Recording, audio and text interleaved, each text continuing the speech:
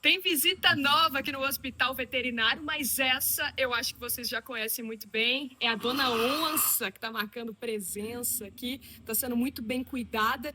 Todo um trabalho que está sendo feito pelos especialistas aqui do Hospital Veterinário. Um resgate bem emocionante que aconteceu ao longo das últimas horas. O que vai acontecer daqui para frente, Bandarra? Isso, agora ela vai passar agora pelos exames, né? A gente vai sedar mais uma vez, e aí agora ela passa por todos os exames complementares, para a gente certificar que esse animal está 100% e pronto para voltar para a natureza. Então agora são as próximas horas de exame, e depois, quem sabe aí, o mais rápido possível, amanhã a gente já tem a surpresa dela estar na natureza. Será que ela dá um tchauzinho pra gente?